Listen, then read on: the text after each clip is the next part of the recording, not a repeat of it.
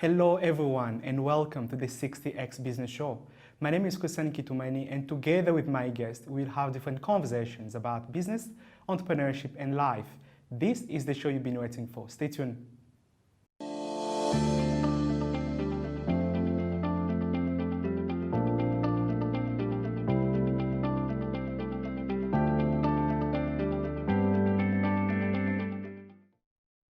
In today's conversation, my guest is an amazing entrepreneur. She's the co-founder of Zurich Y, which is a made in Rwanda shoe manufacturing brand. And they also have a lot of retailers around the country. And in the studio, she's Nandan Isolde Shimwe. Isolde, welcome to the show. Thank you. Thank you so much for having me. How are you today? I'm doing fantastic. Thank you so much. How are you? I'm doing great. It's really a pleasure to have you on the show. I'm very happy to be here. Wonderful. Relax. It's going to be fun. It's going to be fine. You'll be spinning the wheel and randomly select a number. And from there, I will ask you a question. Are you ready? Yes, I'm looking forward to that. Wonderful. Over to you whenever you're ready to start. So I just spin? Yes, you just spin. What's your lucky number? I love 9. You love 9? For now, you got 7. Yes. Can you tell me more who is Isolde? Growing up as a kid, what were your dreams and passion? Well, I am Isolde, a Rwandan entrepreneur. I grew up from a very big family. I'm the number 8th kid in 11 kids. Growing up, I've always been interested in craft, but mostly what I remember was really loving the beauty of nature and being able to appreciate and recognize beauty in things. I used to spend a lot of time with my mother, where she loved gardening a lot. She loved flowers and trees, and that's what I remember spending most of my free time doing. But also was interested in crafts, and I remember I used to make boxes or trees and crafting, making things really out of paper, out of clothes. And just having fun as a kid, really. I was a very silent kid. I would just stay in my corner and do things on my own. But I think I've had the most interesting and funniest time growing up as a kid. Wonderful. That seems to be a lot exciting. Do you have a specific moment when you realize that entrepreneurship is really my call? I want to go and start my business one day. Well, when I try to go back to memory lane, I remember going to school. I was in university when I really took a decision to start the entrepreneurship journey, where I met Kevin, who is my business partner today. We met in school, we bonded over an assignment, and we just engaged in deep conversations, and we really realized that we wanted to create something for Rwandans, made by Rwandans, and also for other fashion lovers all over the world. When we started, it was really just trying, as we were in 19, we were very young kids at university with a lot of energy and free time after school, really. And we just wanted to try something and create for the world to see. So that's pretty much how we started, and then we learned throughout the journey of being an entrepreneur, and here we are today, 8 years later. Wonderful. What an amazing story, from connecting with your co-founder, Kevin, back at university, and then embarking on this journey. Did you had a feeling, or back then when you started, that maybe we can succeed or we can fail? Have you ever had a feeling about, are we going to make it or not? I think at the very beginning, it was really a learning journey, mostly. It was never, for me at least, it was never the question of, am I going to succeed, am I going to fail? But it was rather, let me try this. And then, but I also think we can also try this. And what do you think of this? And this is how we pretty much directed all our thoughts into the same vision of what we're doing today.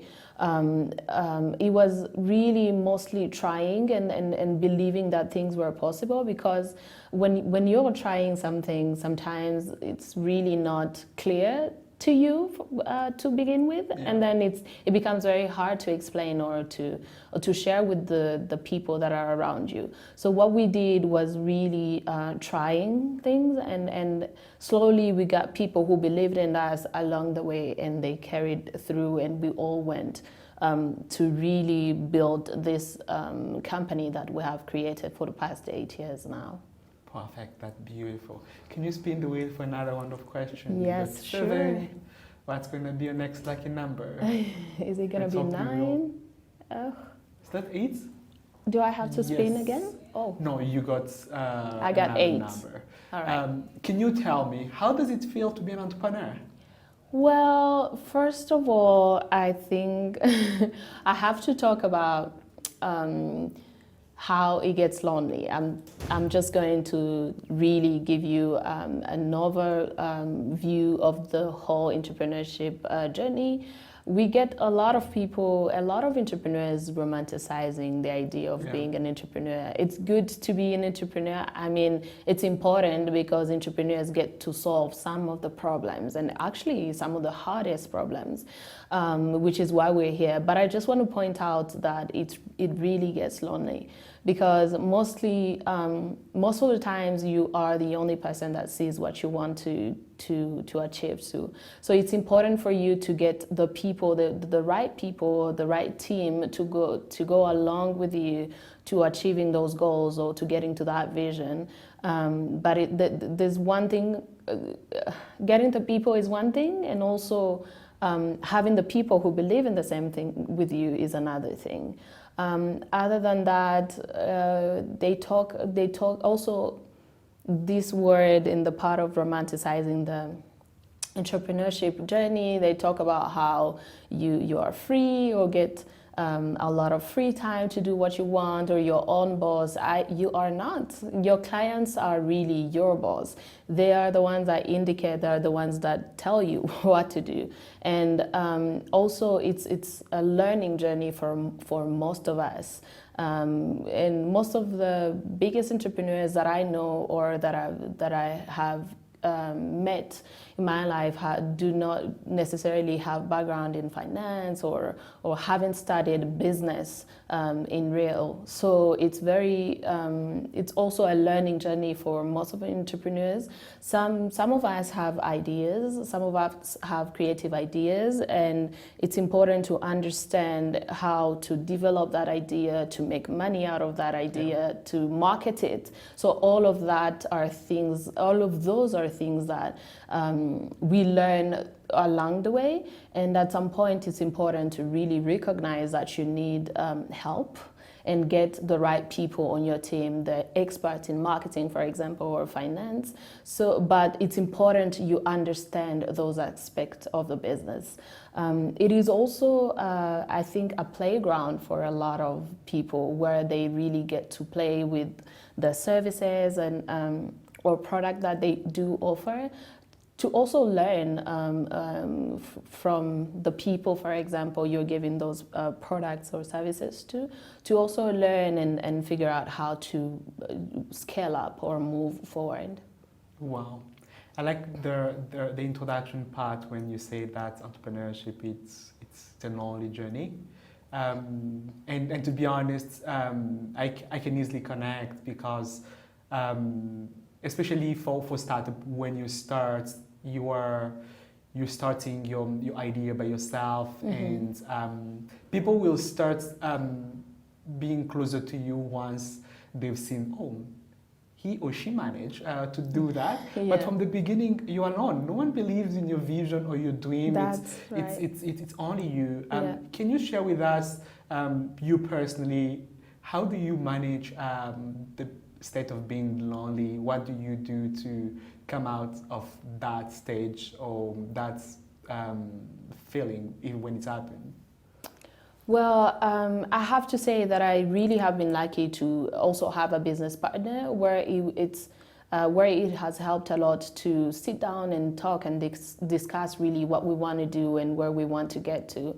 There has been a lot of conversations about our way forward or the steps that we wanted to take or the objectives of specific projects, which has helped a lot. So I have to say that I did not feel that lonely, but at the end of the day, when you go home to your bed, you also feel kind of lonely because the conversations that you're having in your mind, you cannot. First of all, I also have learned to not share things that haven't happened yet, but rather share them where really they're on the verge of happening or when really we are already in that project or in that specific idea that I had, say, months before. But also what has helped was creating a sort of routine around how I lived life, to really know and understand and listen to also my brain and my body and create a sort of routine that works for me in order to keep going forward.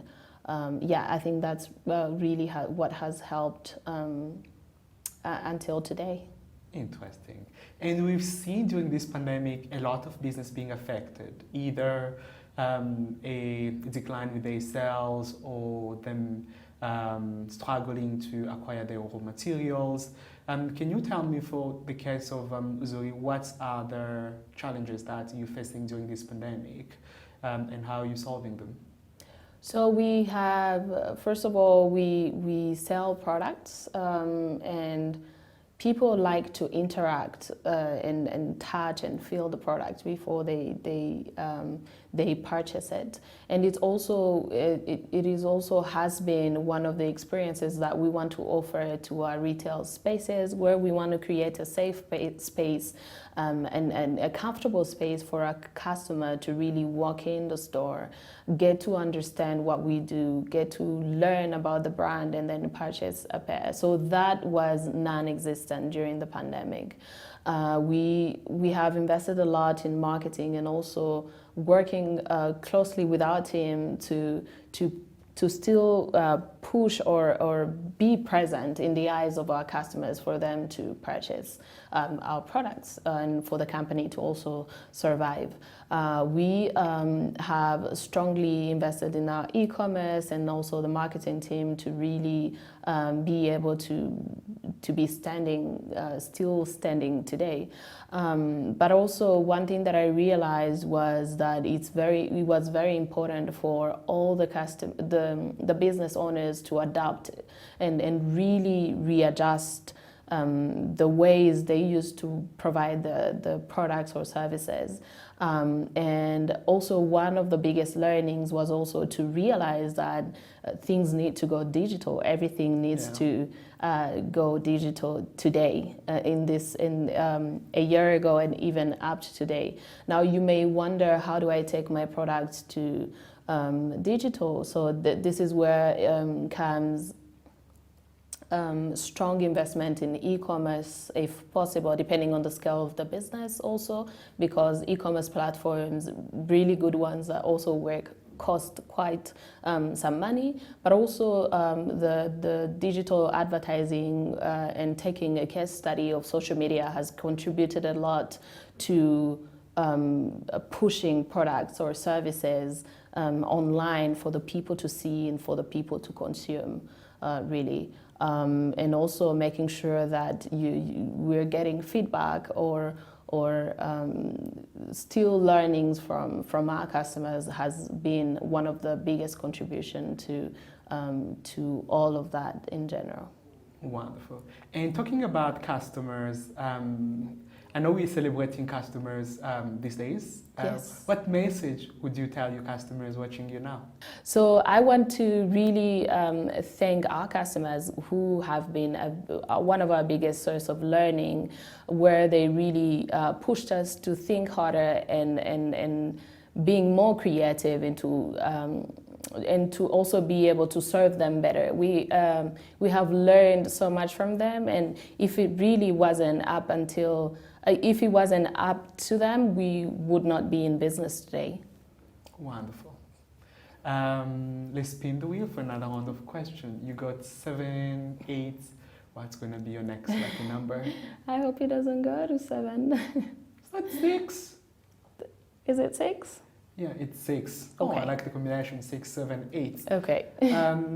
My follow-up question is, you are a business leader. You lead a diverse team of people. What are the things that you've learned during the journey of growing your business that you had no clue back then when you before starting? One of the biggest things that I learned as a leader, having to work with people, was that first of all, it's very important to get the right talent on your team. It's very important to acquire the people that know specific that have specific fields, and also give them the time and the space to really exploit those fields. I also have learned that creativity is important, and that it is important that your team or the people that you work with see themselves in the vision of the brand or the company. So it's one thing to have a skill, but it's also another thing to really understand how to apply it in a specific field of work once you really understand the vision. What I like to always say when we have a new member on the team is to tell them and very bluntly what the company is about and what the vision is about, and I ask them to find a vision, their vision within the vision of the company. Yeah. I think it's very important the team members, whether it's an executive or even a cleaner or a driver, to understand what the company is doing and also place themselves into the company. I think it's very important also that the team members attach themselves to the vision rather than the leader, because anything can happen to the leader, but it's still important for that team member to understand that they still belong to the company, and they still can contribute to the company even if that leader is not there. Yeah, it always feels good when either employees, they feel like they're part of the company. It always feels good because they feel like they belong. And when they wake up, they go to work, they realize that little contribution, either it can be big or small, it's enabled the company to achieve the bigger objectives, and them as employees, they're also the key drivers of that growth. It always feels good, I think, from an employee perspective, and it's what that you've been iterating. My follow-up question, you provide training to a lot of people, right? Provide to them trainings and empower them to create more jobs as well. How does it feel with the impact that you create in the local community?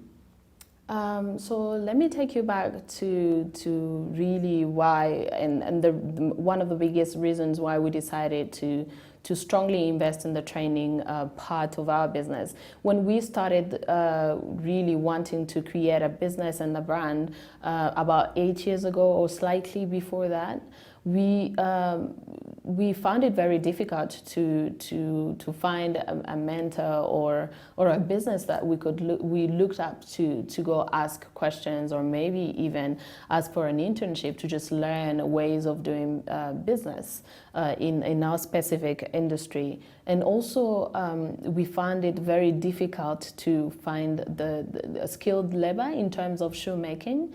Shoemaking business was really, the shoemaking industry was really non-existent, where we had a couple of tannery before the genocide, but that also was shut down during the genocide, and up until 2011 when we started, there was really no shoemaking industry here.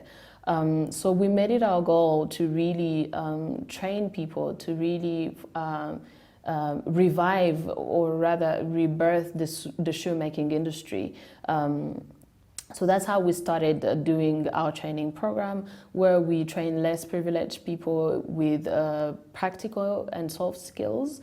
They get to learn how to make shoes, and they get to learn the soft skills of doing business, how to market them, how to calculate the cost of production and really set a price on that. They get those are the skills they learn among others during that training. So we also have found a very important, we also have learned a very important lesson throughout that people really need the jobs, people really need the skills, and they're able to apply those skills and make a living out of them. That has been one of the proudest moments for me and for my team, I believe, where we really get to see people graduate and founding businesses, small businesses. So far we have trained about 1,065 people, and 10 businesses have been born out of those 1,065.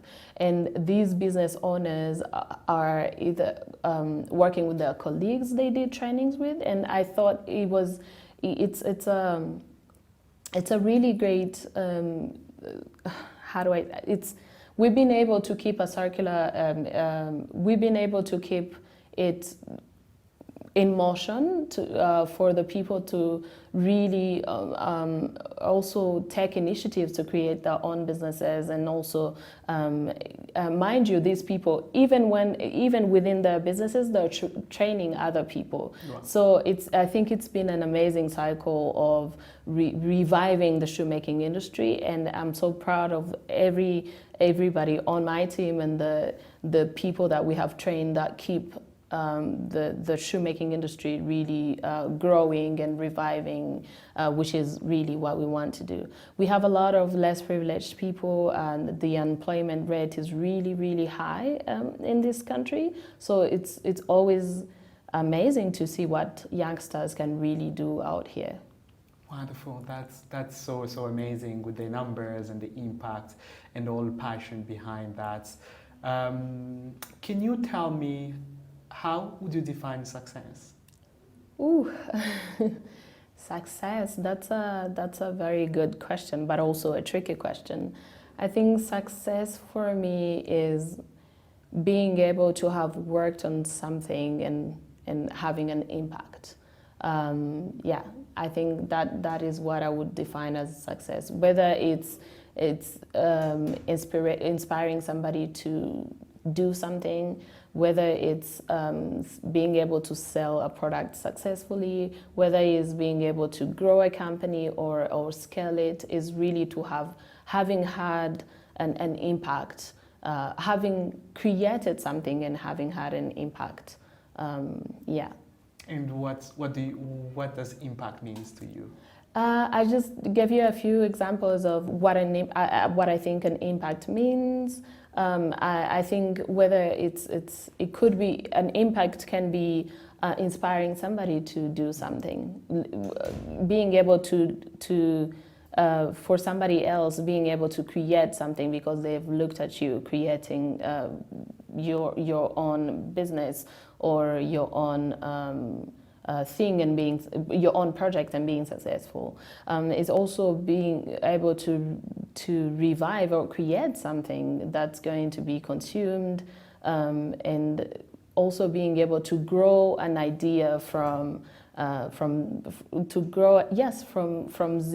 idea to a product or a service that people find them needing or needing to be able to move, to go on with life. Yeah. Wonderful. My follow-up question, what do you think about the perception? I know right now it has changed. What do you think about the perception of made in Rwanda brand tagged to be kind of expensive? What do you think about that? Well, I think there's a very beautiful and fantastic made in Rwanda brands out here. Some of them target high class, and those are obviously luxurious brands. But for some other brands, they also have different type of markets that they do target. I want to say though that it is important for the brand owner to understand what type of market they're targeting, and also be able to place themselves there. But I think it's very possible for a brand to be either a luxurious brand or for middle and high class, and then for also for the mass population. I think there's lack of brands that could be producing for the mass population. However, the market itself, being a small market, makes it almost impossible because the market is really, really small, and there's a limit to how much you can grow as a brand in Rwanda if you really only base yourself in Rwanda. I think there's that point or that part of the market that really doesn't connect with the pricing or also the purchasing power being very low in our country. We have to admit it.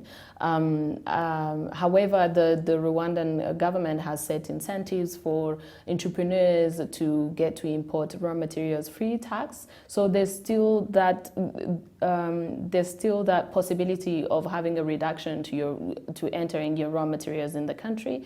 But also it goes back to really how big the market is and how much you can produce in volume to be able to exist as a company. Because also the more you produce in volumes, the better you can adjust your prices. So there is that limitation. Other than that, I think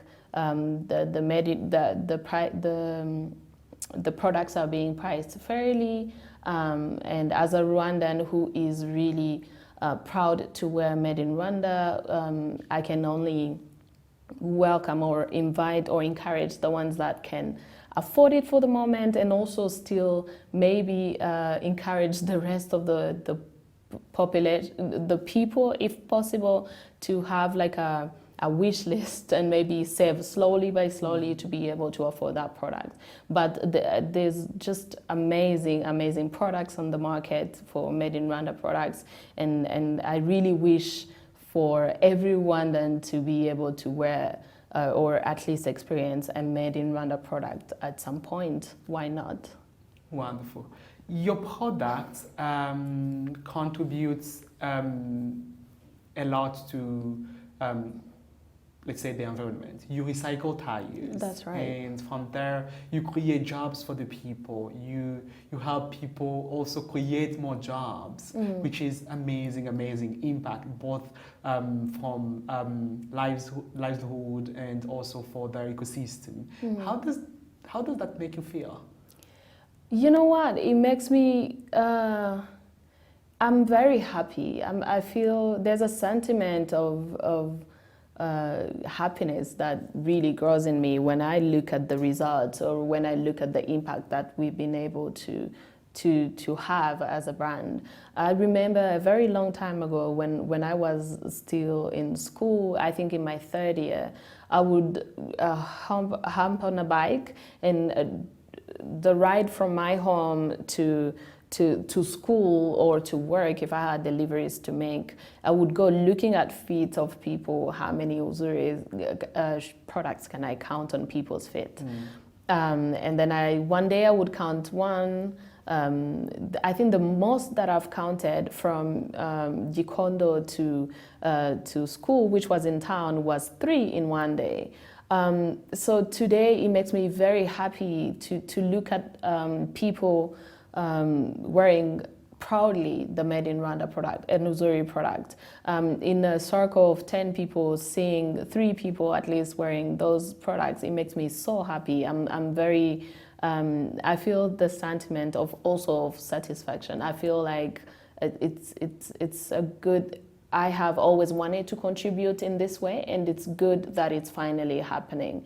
Also, when I'm walking in the streets, I like to do guerrilla marketing where I just work in the streets and ask people, what do you think of this product? And for them to be able to tell me, that, oh, you do not know the story of these two young women.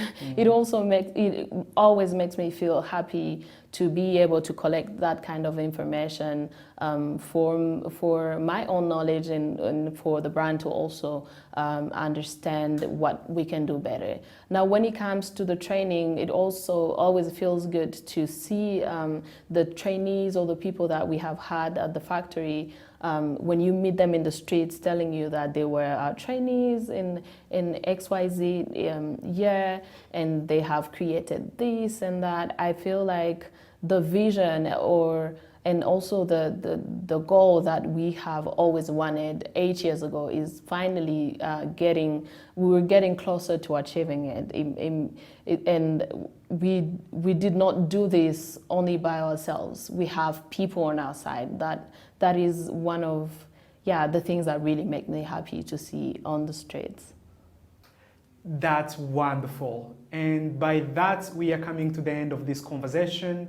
And my guest was Isolde Chimwe, who is the co-founder of Uzuri KY, made in Rwanda shoe manufacturing brand and retail.